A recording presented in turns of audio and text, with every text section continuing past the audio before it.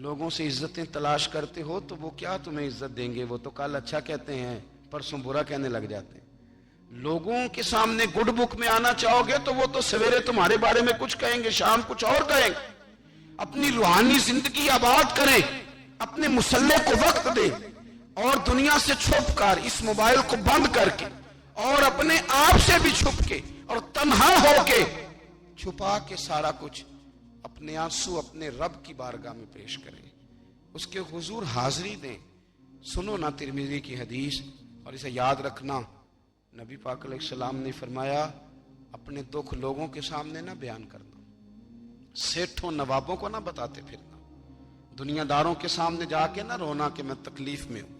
فرمایا اگر دنیا داروں کو دکھ بتاؤ گے رب تمہیں کبھی غنی نہیں کرے گا، اور لوگ ہیں کہ الٹا مذاق اڑائیں گے۔ آپ کی جس سے بڑی پکی یاری ہے نا، پکی، وہ تب تک پکی ہے جب تک آپ نے 50,000 مانگا نہیں، اور جس وقت آپ نے کہہ دیا کہ میں مجبور ہوں میری مدد کر، تو پھر ختم ہو گئی دوستی۔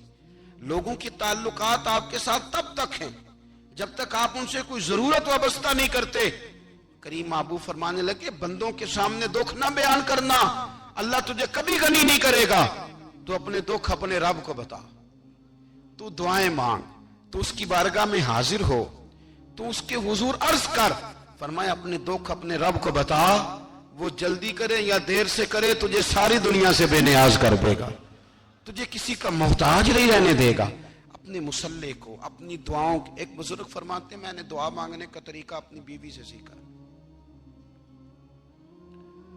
دعا مانگنے کا طریقہ اپنی، سیکھنے والے تو اپنے بچوں سے بھی سیکھ لیتے ہیں، سیکھنے والے تو ہر ایک سے سیکھتے ہیں۔ وہ کہتے ہیں میں نے دعا مانگنے کا سلیقہ اپنی بیوی سے سیکھا ہے۔ حضرت وہ کس طرح؟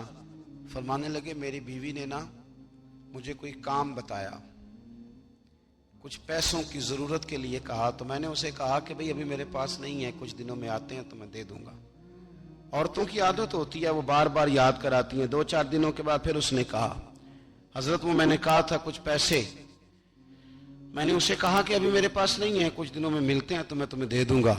اس نے کچھ دنوں کے بعد پھر کہا حضور وہ میں نے کچھ پیسے کہے تھے۔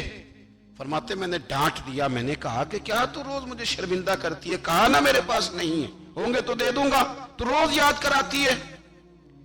فرماتے ہیں اس نے پہلے تو میری ڈانٹ کو سہا، پھر میرے سخت جملوں نے اس کی آنکھوں میں آنسو پیدا کر دیے، پھر اس نے اپنے آنچل میں اپنے اس دکھ کو سمیٹا، اور پھر اس نے ایک جملہ کہا تو میں رو پڑا، اور مجھے اپنے رب سے مانگنے کا طریقہ آ گیا۔ مجھے کہنے لگی حضرت جی آپ نے ڈانٹ دیا میں نے سہ لیا، پر آپ ہی میرے شوہر ہیں، بتائیں نا آپ سے نہ کہوں تو میں کس سے جا کے کہوں۔ فرماتے ہیں میں رو پڑا، اور میں کھل کے رویا، اور میں تڑپ کے رویا، اور پھر میری سسکیاں بند گئیں۔ تو مجھے کہنے لگی آپ کو کیا ہوا؟ میں نے کہا مجھے بھی دعا مانگنی آ گئی ہے، جب میں اسے کہوں گا نا اللہ تو ہی میرا رب ہے، میں تجھ سے نہ کہوں تو میں کس سے جا کے کہوں؟ میں کیوں کسی بندے سے سوال کروں؟ میں کیوں کسی دنیا دار سے کہوں؟ میں تیرے بندوں کا، نیک بندوں کا وسیلہ لے کے، تیرے محبوب کی غلامی لے کے تیری بارگاہ میں آئیں، تجھ سے نہ مانگوں تو کس سے مانگوں؟ سمجھ آ گئی ہے؟ جب میں اس رنگ میں مانگوں گا تو پھر رب میرے اوپر بڑا ہی فضل فرمائے گا، وہ میرے اوپر بڑی رحمت کرے گا، وہ میرے لیے آسانیاں کرے۔ عزیز دوستو، ہم اس طرح کرنے لگ گئے ہیں کہ ہم نے نا اپنے تعلقات پر اعتماد کرنا شروع کر دیا ہے۔ میرے تعلقات بہت ہیں، ہم نے اپنی دولت پر اعتماد کرنا شروع کر دیا ہے، میرے پاس دولت بہت ہے، ہم نے اپنے علم پر، اپنی شہرت پر اعتماد کرنا شروع کر دیا ہے کہ میرے پاس فلاں چیز بہت ہے۔ یاد رکھنا جب بے نیاز اپنی صفت بے نیازی دکھاتا ہے تو بڑی بڑی دولتوں والے مجبور نظر آتے ہیں۔ بھائیو جب انسان کا رشتہ اپنے مالک کے ساتھ ہوتا ہے پھر تو غم بھی کچھ نہیں کہتے، پریشانیاں بھی کچھ نہیں کہتی، پھر تو زندگی صبر والی، پھر تو زندگی توکل والی، پھر تو زندگی بھروسے والی، پھر انسان اپنے آپ کو رسوا نہیں کرتا، دنیا داروں سے امیدیں اس کی ختم ہو جاتی، امیدیں اللہ رسول سے لگا لیتا ہے، مضبوط ہو جاتا ہے، مضبوط، طاقتور ہو جاتا ہے، خوددار ہو جاتا ہے، باوقار باعزت ہو جاتا ہے۔ حضرت بہلول دانا رحمت اللہ علیہ بیٹھے تھے تو ہارون رشید حج کر کے آ رہا تھا، تو رستے میں حضرت شیخ سے ملاقات ہو گئی تو السلام علیکم کے بعد کہنے لگا حضور کوئی حکم ہو تو بتائیے گا. تو حضرت بہلول دنا فرمانے لگے تیرا رب کون ہے؟ اس نے کہا اللہ. تو فرمایا میرا کون ہے؟ کہا اللہ. فرمانے لگے تو بڑا ہی بیوقوف ہے، کیا تو یہ سمجھتا ہے کہ رب ہارون رشید کو تو دے گا اور بہلول دانا کو بھول جائے گا؟ تیرا بھی وہی رب ہے، میرا بھی وہی رب ہے. اس نے اگر تجھے دے کے آزمایا ہے تو ہو سکتا ہے مجھے نہ دے کے آزما رہا ہو. جب اس کی حکمت کے تقاضے ہوں گے تو عطا کرے گا اور دے گا. تو جا اپنا کام کر. بھائی اپنی روحانی زندگی، اپنی عبادات، اپنے وظائف، اپنے روزمرہ کے معاملات، اپنی دعائیں، اپنا استغفار. دیکھو کوئی مشکل کام تو نہیں 2 رکوع ہیں سورہ واقعہ کہ اگر رات کو پڑھ لی جائے تو. میں کس طرح یہ بات بیان کروں کہ تعویذ بانٹنا آسان ہے اور وظیفہ بتانا مشکل ہے. سارا دن تعویذ بانٹیں تو لوگ لینے کو تیار ہیں، اور اگر آپ وظیفہ بتائیں تو کہتے ہیں تو مشکل کام ہے. او خدا کے بندے، اگر آپ کا تعلق قرآن پاک کے ساتھ مضبوط ہو، قرآن پاک کے ساتھ اگر آپ کا رشتہ ہو، لوگ سفارشیں ڈھونڈتے ہیں نا دنیا میں کوئی تعلق مل جائے تو میرا کام ہو جائے. دنیا میں اتنا مشکل معاملہ ہے، آخرت میں مجھے بتائیے گا کتنا مشکل معاملہ ہوگا. میرے نبی پاک صلی اللہ تعالی علیہ وسلم نے فرمایا جو لوگ سورہ ملک پڑھا کرتے تھے نا، سورہ ملک، یہ سورت ملک قیامت میں ان کی سفارش کرے گی اور اس طرح کرے گی کہ کہے گی اے اللہ یہاں اس بندے کو جنت میں داخل کر دے یا مجھے قرآن پاک سے علیحدہ کر دے. تو رب فرمائے گا جا اس کا دامن تھام کے اسے جنت تک پہنچایا. آپ بات کو سمجھیں، جب آپ کے تعلقات اپنے معاملات کے ساتھ مضبوط ہوں گے، یہ نبی کریم نے وعدہ کیا ہے کہ تو سورت واقعہ پڑھ تیرے گھر میں فاقہ نہیں آئے گا. حضرت عبداللہ ابن مسعود رضی اللہ تعالیٰ عنہ بیمار تھے تو حضرت عثمان غنی رضی اللہ تعالیٰ عنہ تیمارداری کے لیے تشریف لے گئے اور جا کر کے کہا کہ آپ بڑے بیمار ہیں، آپ کی بیٹیاں زیادہ ہیں، میں چاہتا ہوں کہ خزانے میں سے کچھ مدد کروں. تو سیدنا عبداللہ ابن مسعود رضی اللہ تعالیٰ عنہ اٹھ کے بیٹھ گئے اور کہنے لگے امیر المومنین، اللہ آپ کو میری طرف سے، میری بیٹیوں کی طرف سے بہتر صلہ دے. میری بیٹیوں کو کسی خزانے کی ضرورت نہیں، میں نے انہیں خزانہ دے دیا ہے. کہا جناب آپ نے کون سا خزانہ دیا ہے، میں آپ کے مالی معاملات کو جانتا ہوں. تو فرمانے لگی امیر المومنین، میرے نبی کریم نے فرمایا ہے جو سورت واقعہ پڑھے اسے کبھی فاقہ نہیں آتا. میں نے بیٹیوں کو یاد کرا دی ہے، یہ خزانہ میں نے انہیں دے دیا ہے. وہ سارے والدین سنیں جو بیٹیوں کے لیے پریشان رہتے. حضرت عبداللہ ابن مسعود نصیحت کر رہے ہیں، فرمانے لگے میں نے سورت واقعہ یاد بھی کرا دی ہے، پڑھنے کی عادت بھی ڈال دی ہے. حضور نے فرمایا ہے جو سورت واقعہ پڑھے اسے فاقہ نہیں آتا. کہنے لگے چاند تو اپنی جگہ چھوڑ سکتا ہے، سورج گر سکتا ہے، تارے ٹوٹ سکتے ہیں، پر مدینے والے رسول کی بات غلط نہیں ہو سکتی. حضور نے فرمایا فاقہ نہیں آئے گا تو انشاءاللہ کبھی بھی نہیں آئے گا. کرنے کا کام یہ ہے کہ ہم اپنے معاملات، اپنی عبادات، اپنی دعائیں کبھی 10 منٹ عادت ہو جائے نا دعا مانگنے کی علیحدہ سے رات کو. حضور نے فرمایا جو فرض نماز کے بعد دعا مانگے اللہ اس کی قبول کر لیتا ہے. نبی پاک صلی اللہ تعالی علیہ وسلم نے فرمایا اللہ مسافر کی دعا قبول فرماتا ہے. حضور نے فرمایا اللہ مظلوم کی دعا قبول فرماتا ہے. حضور نے فرمایا بیمار سے دعا کراؤ اللہ اس کی دعا قبول فرماتا ہے. میرے نبی پاک نے فرمایا ماں باپ جب بھی اولاد کے لیے ہاتھ اٹھائیں، ویسے تے بلے شاہ تو آسمانی اڈ دیا ہی پھڑ دیں، جڑا گھر بیٹھا انہوں بڑھیا ہی نہیں. حضور فرمانے لگے ماں باپ جب بھی اولاد کے لیے دعا فرمائیں اللہ ان کی دعا کو قبول کرتا ہے. آپ اپنا تعلق بنائیں دعا کے ساتھ، عبادت کے ساتھ، مصلی کے ساتھ رشتہ بنائیں، استغفار پڑھیں. صلاح الدین ایوبی صلیبی جنگوں میں تھے، رات کو مسجد اقصی میں نماز پڑھی تو پریشان تھے.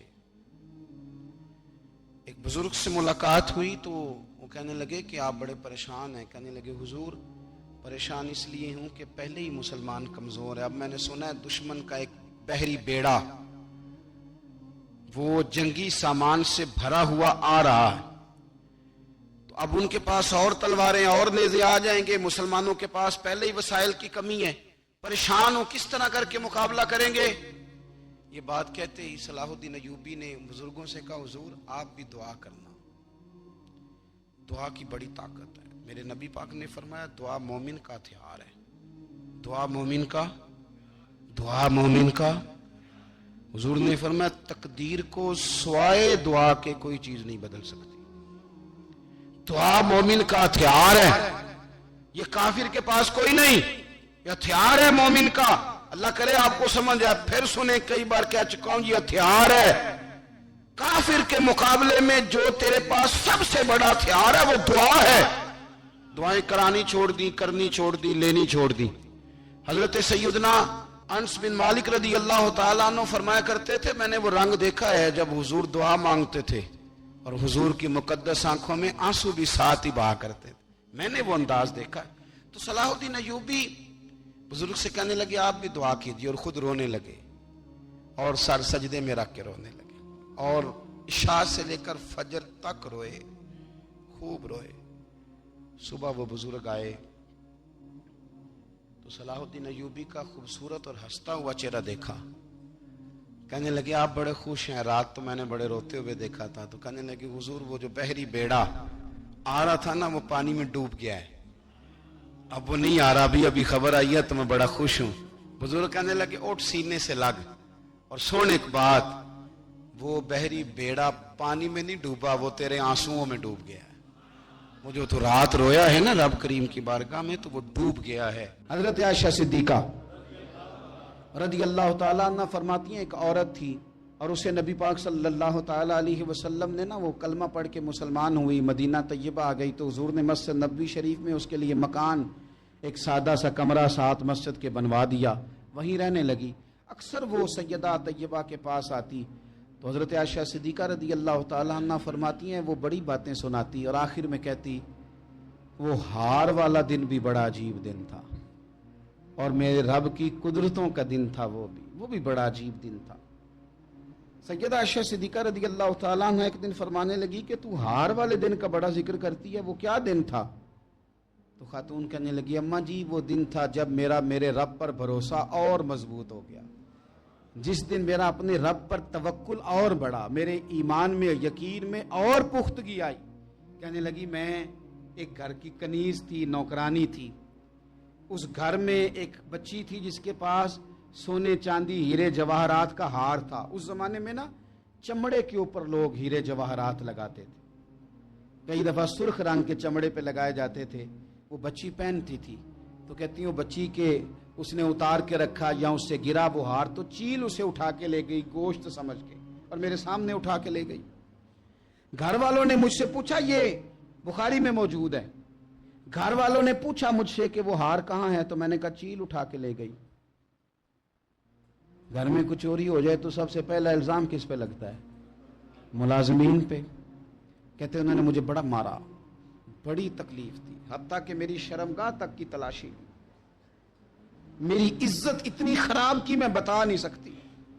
میں نے اپنی زندگی میں ایک واقعہ دیکھا، ایک امیر گھر میں چوری ہو گئی، ملازم کو اتنا مارا کہ وہ چارپائی پہ پڑ گیا، پولیس والوں سے اتنی مار پروائی گئی کہ وہ بیچارہ چارپائی پہ پڑ گیا، اور پھر وہ اتنا بیمار ہوا، اور کچھ دنوں کے بعد پتہ چل گیا کہ چور تو اپنا بیٹا ہے ان کا، پھر اس کا انتقال ہو گیا۔ اب وہ سیٹھ صاحب اور گھر والے آ کے نا مرنے والے کے کان میں معافیاں مانگ رہے ہیں، کان میں۔